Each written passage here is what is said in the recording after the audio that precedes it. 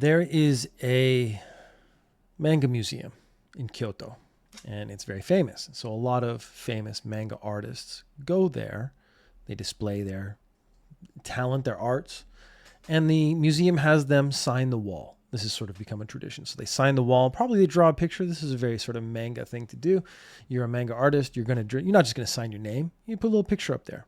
A French guy shows up and he does perhaps the most French thing you could possibly do. He shows up and he walks up to the wall and he signs his name on the wall. And then he walks out. Now, this is in a cafe.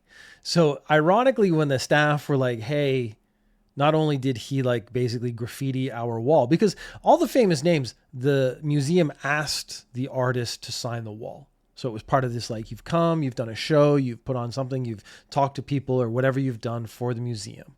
Please sign the wall as a thank you, and it will sit there for all of eternity. This French dude walks up and he just starts signing it and he walks out.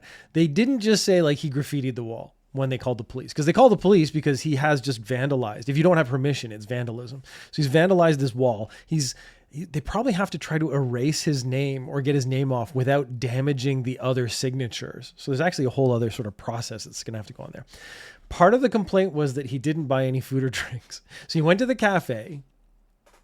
He didn't buy a coffee or cake or whatever they sell. And he just walked up to the wall, signed his name, and then started to leave.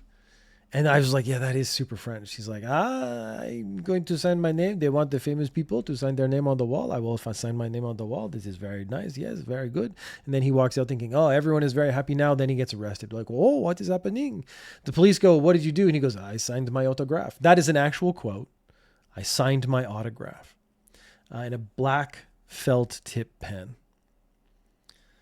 And of course, he's been arrested. He says he's visited Japan many times. That doesn't make you a famous artist. He's visited that museum or something like that multiple times. That doesn't make you a famous artist. None of the things he's done as an artist, because he claims to be an artist, has got him into a position where they actually would ask him to sign the wall. So this was vandalism, graffiti, unwelcome, and very French. To just be so presumptuous to think like, of course they want my name because I'm a famous artist that no one's heard of. I also enjoyed in the article they didn't publish his name. So if he was an artist at all, he didn't receive any sort of fame from this article or this action that he did. And since we're talking about being presumptive, NHK is a big news service in Japan. They do all the news. It's like national broadcasting. They do it in multiple languages. So they contract out news stories that are going to be read on the radio in other languages. So like Korean, Chinese, stuff like this. The NHK News broadcaster doing a Chinese language broadcast did a story about the Senkaku Islands. The Senkaku Islands are a series of small disputed islands. China claims them for their own. Japan claims them from their own. That's where sort of the impasse occurs.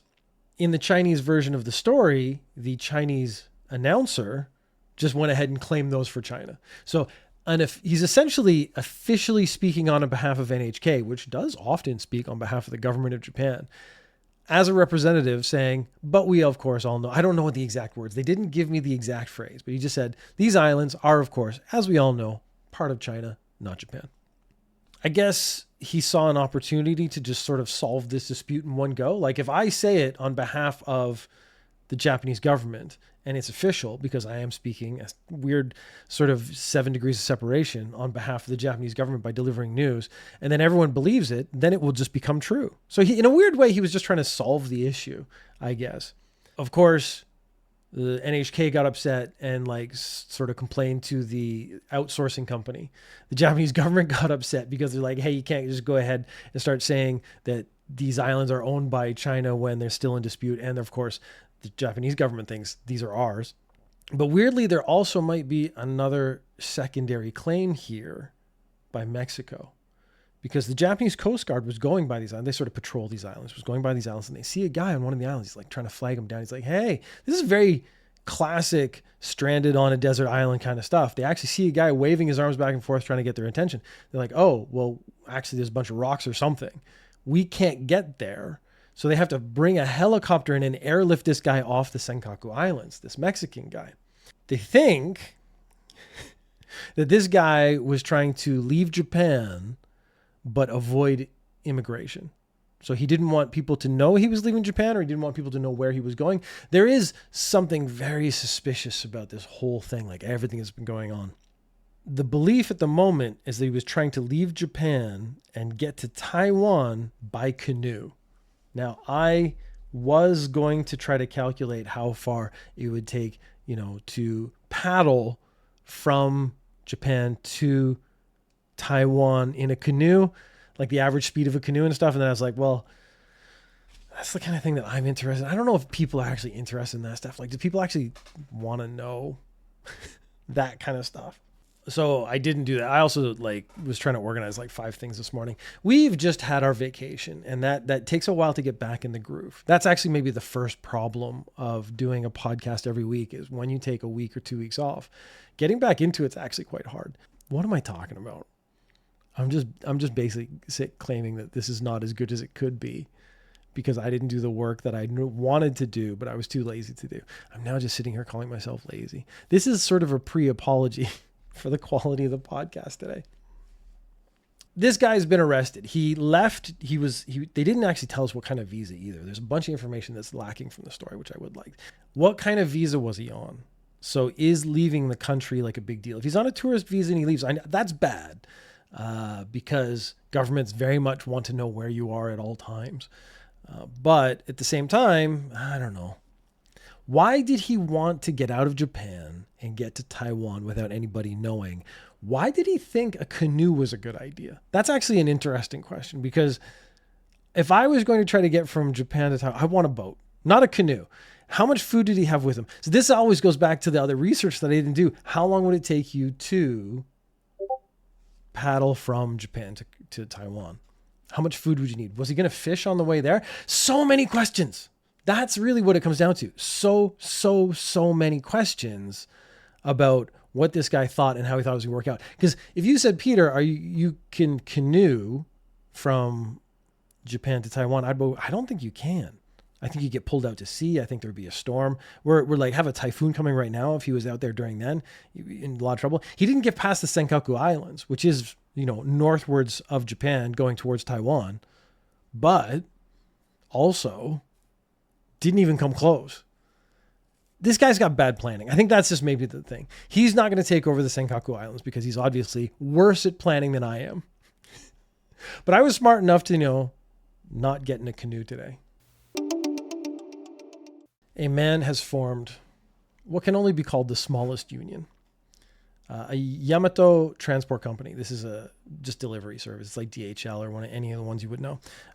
They partner with Amazon in Japan. They just deliver stuff. You get 3 or 4 different companies that just deliver stuff in Japan. There's Black Cat, Yamato are the 2 that come to mind right away. He's a warehouse worker, and he went on strike on August 19th because of working conditions. I didn't even really think that you could go on strike by yourself. That's an interesting concept. I am going to form a singular union and go on strike alone. You would actually call that taking a day off. If it's only one person, it's not a strike, is it? I don't know. It's just an interesting concept because he is officially on strike, because what he did is he joined the general union. Japan has this weird conglomeration union of other unions. And he basically joined that and said, I'm going on strike. I want you to help and represent me and support me. And they did. And he said, because of the working conditions. Now, the working conditions in this warehouse do seem to be horrendous. So I actually right now am full sympathy for this man. I think he is right in going on strike by himself in the smallest union possible. The average temperature in the warehouse was plus 40 degrees every day. And he said, that puts me in physical danger. That's like heat stroke. You could collapse. Basically, you cannot be just going around in a sauna all day. I don't know how big this warehouse is, but it's just basically a big greenhouse cooking in the sun all day. Japan this summer has been exceptionally hot. Also humid. It's actually, the heat alone isn't that bad, but the humidity. There's a tangent. I was walking home from the train to my house, and it's about a 15-minute walk. And it felt like I was walking through moisture. That's how humid it was, which meant by the time I got home, I was completely drenched in sweat and I had to just immediately take a shower. Essentially, if you walk anywhere at the moment in Japan, you have to take a shower right afterwards. But of course, you can't just take a shower every place you go. We have a typhoon. It was supposed to come yesterday, supposed to come today, supposed to come tomorrow. Now it's being predicted on Friday because the path is changing. Often after typhoons, the weather is a little less humid. So that's what I'm hoping for. But I'm honestly not counting on it. He was taking headache medicine and he went to the doctor. And the doctor said, you have like severe signs of heat stroke. You are clearly in actual physical danger. This man's in his 50s. That's not to say that a man in his 50s can't handle the heat, but he used to be a delivery driver. He's now working in the warehouse and he's like, you guys are trying to kill me.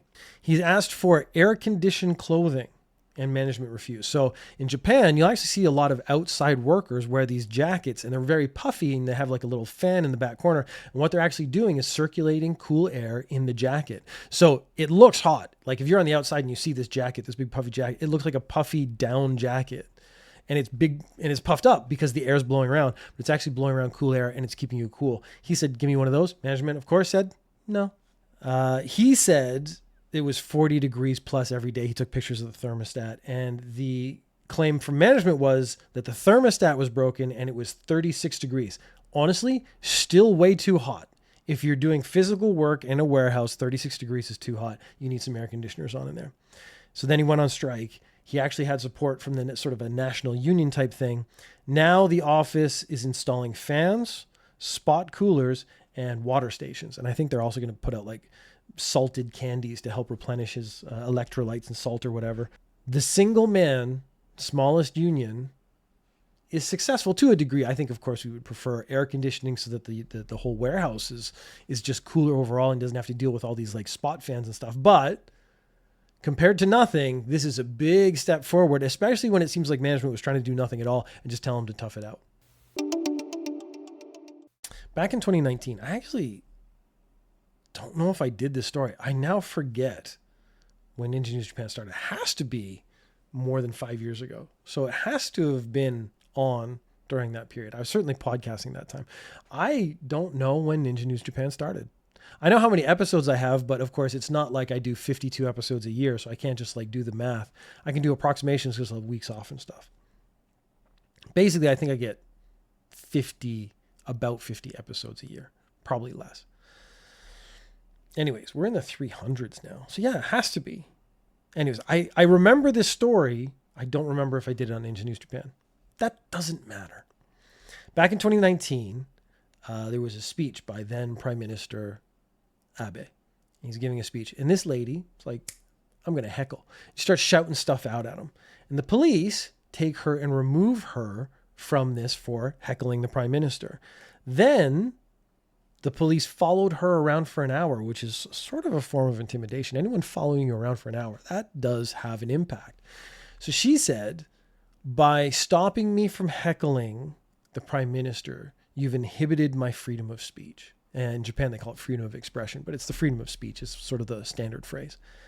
And by following me around, that is psychological intimidation, which the police are not supposed to do.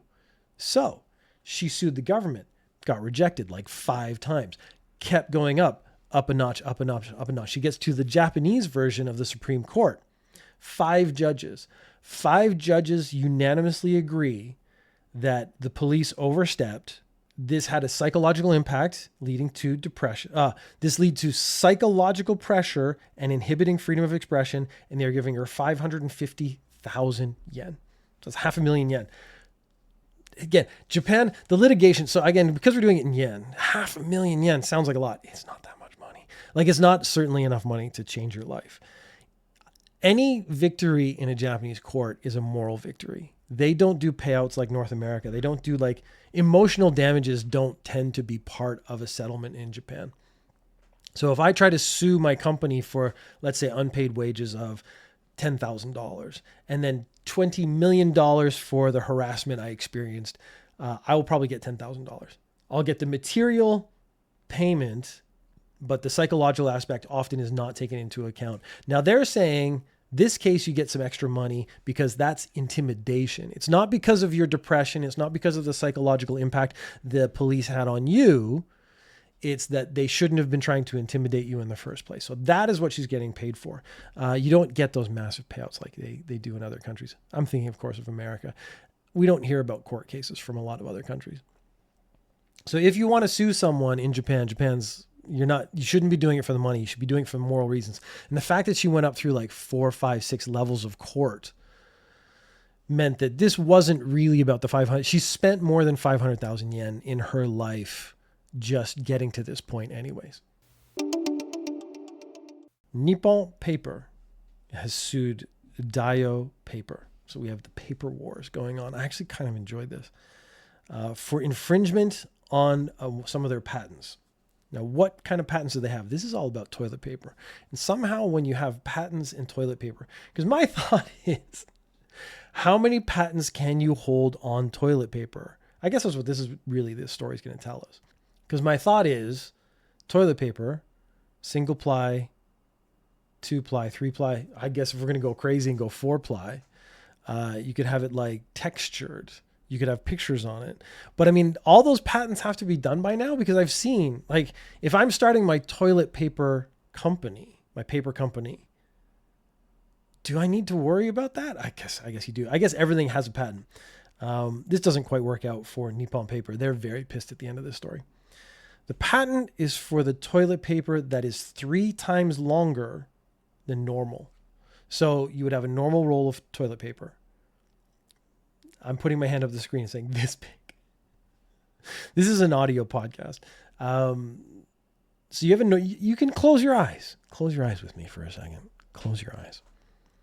And just imagine you've got back from the store and you want that rich, deep, felt touch of toilet paper, fresh from the plastic bag that it comes in. So you tear it open and you gently pull forth. And it's a little stiff. It's a little hard at first because they vacuum packed the toilet. It's the 6 roll. Of course, you're going to buy at least 6 rolls, right? And then you pull it out. And you pull it out, and that sort of moment of release, that release of that one roll of toilet paper that's in your hand. And just imagine that in your mind. You can see it. Imagine that being 3 times bigger. That's what they're talking about. I don't see how you could patent my toilet paper is 3 times longer than other people's toilet paper. The patent there would be application. Here's toilet paper. It's normally like X amount of meters long. This one times 3. Like, that's it. I don't see how you have to patent that. I guess they're trying to protect that we've made long toilet paper. If anyone else makes long toilet paper, they got to pay us money. That's kind of what this is about. The patents are for paper that is 2.5 to 4.4 times longer than normal. So I guess if I made one that was 4.5 times longer, patent doesn't apply anymore. Or maybe I've just had an idea and I could apply for a patent for a 5 times longer toilet paper. Their claim is that the depth and area of the dents in the uneven surface are within the range specified by the patent. So I guess this has to do with the structural integrity of the paper itself. That when you make it longer, you have to do things to make sure it doesn't like collapse in on itself, create a black hole, and suck everything in the universe with it. Daiyo countered with, nuh-uh, different. And the judge went with Daiyo. They said, yes. The things you're claiming, the range of pattern, the structural integrity, that doesn't actually mean anything. And so now Nippon Paper is saying they will appeal. They're unhappy with this. They think they are infringing their patent. So they're going to appeal. The paper wars are on, my friend. And it's coming for all of us. There is a company called Orient Industry. Now, I know Orient as a watch company. This is different. I don't want to mix up my 2 Orient companies. Orient, the watch company, I quite love the Orient watches. I have a solar-powered one. It's called the Neo 90s Panda. It's a very nice watch. It's about $200. Reasonably priced. That's one of the reasons I like Orient. They have very nice watches, reasonably priced. Solar power means you never change the battery. We're not talking about that company at all. We're talking about Orient Industry, which has been making love dolls since 1977. So the founder, way back in 1977, said, like, love dolls are gross. They're these like blow up dolls. They don't feel good. They're made of vinyl or whatever, plastic, and they don't feel anything. So he's like, we're going to make a high quality one. It's going to be made of silicon. Silicon in the 70s, essentially a new space age material. And the price of one of his love dolls in the late 70s would have been equivalent to the 5-month salary for the average person. So these were incredibly expensive things, but everyone's like, well, this is crazy. You can't sell a love doll to people and it's going to cost half a year's salary. But it was successful because people were looking for quality. And they didn't sell it in a creepy way. They sold it as, look, you have widowers. They need companionship. They're lonely. This will help them. You have people who are socially awkward. This will help them. This will give them an outlet. They had counseling services. They had people who were not judgmental so they could talk about this. And basically they approached it as not creepy. Because even those doll makers, the blow-up dolls, that was always kind of like a creepy joke. It always showed up in movies as like, haha, you'll have sex with this thing. He was trying to say, like, there are people in the world who need this kind of thing. And I want to make the best thing possible. So a very unique philosophy, which is pretty nice. You've actually probably seen them. They have this sort of uncanny, the very modern ones have this uncanny valley realism to them because they don't move and they're just sitting there. But they have like essentially a skeletal structure and then the silicone skin and it's soft and it's pliant and then it's positioned. It's like you can articulate the arms and stuff. Like they have put a ton of research, a ton of resources into this. The founder is in his 70s. I think it's close to his 80s now. He says he's going to retire at the end of this year. And he's going to retire at the end of this year for health reasons. And because he's going to retire, he's shutting down the company, which I was like, the company's making it sound like this is a good thing. I was thinking like, a bunch of people are going to lose their jobs. And I was wondering like, is it because it's very difficult to helm a love doll company because you are going to be judged for just being in charge of this company that produces a sex thing. But at the same time, like his philosophy was that there is a need for this to be taken seriously. There is a role for this in society that can help people. We should do that as much as possible. I have a weird respect for that. I may not want one of the products myself, but I have a weird respect for his attitude towards those things. I think that's fair. This is like the people who challenge censorship for pornography in Japan. It's a very difficult thing to do because you're immediately judged. Like whether you like porn or not, the censorship is the issue. And should it be censored or not? There was one of the guys in one of the parties, again, it's one of the joke parties, the anti-NHK party. And he was saying that if we de-censored Japanese porn because it's so popular in the world, we would make more money. It would be a good stream of income. Looking at it financially, I actually think it's a really good idea.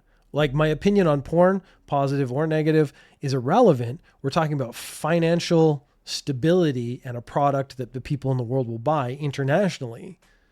It's very hard to argue that it shouldn't be decensored and therefore sold to the world as a better product. I mean, I fully believe in regulations. I believe in safety. I believe in all these other things. You could form small unions. I mean, we've seen that they're successful today. So but taking that stance in front of the government is a difficult thing. So this guy taking this stance in the world and then just shutting down the company, I'm actually a little disappointed. I would like to see someone take over that company and run it. I'll do it. I mean, I'm just gonna put it out there. I might have to shut down the podcast because I've never run a company before, but honestly, I will adopt the philosophy. I will try to keep it going. If you want to give that to me, I will absolutely take it on. I will take on that responsibility. I'm trying to think of a joke, but I can't. It's actually a really nice thing.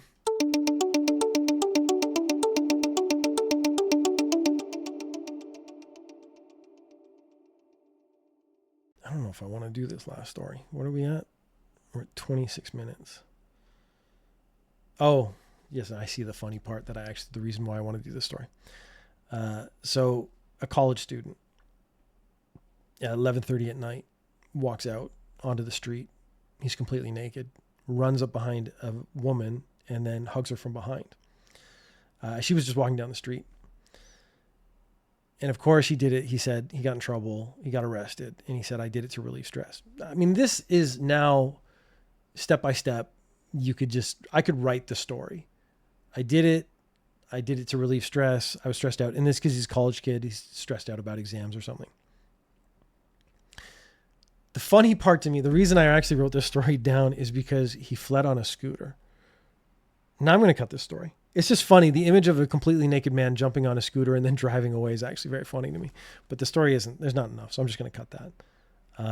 He was charged with indecent assault without consent. And I'm wondering if there is indecent assault with consent, because once you consent, it's not indecent assault anymore, is it? I guess the police can prosecute you on behalf of a victim, even if the victim consented. I guess probably if someone's underage. Yeah, this last story is a mess. I think I'm just... You can't catch me. Again, I think maybe you have the same idea as me. It's just like the dude hugs a chick, runs. I imagine him fully leaping into the air behind the scooter, landing on the scooter and just going boom. Like there's an image there that's very funny. And then he gets arrested, which means he was naked on the scooter when he got arrested. And the police would just be like, hey, let's look for a naked guy on scooter. I imagine his dick flopping wildly in the wind. Helicoptering. And then he gets torque and starts to lift off. Yeah. The police are just, what are they on the lookout for? Naked guy on scooter. Hey, there's a naked guy on a scooter. Let's pull him over. He would have gotten arrested for being naked anyways. Like that in itself was enough. You were naked in public. So that's indecent exposure or something like that. So now you're going to get arrested for that. All right. I'm just going to end there.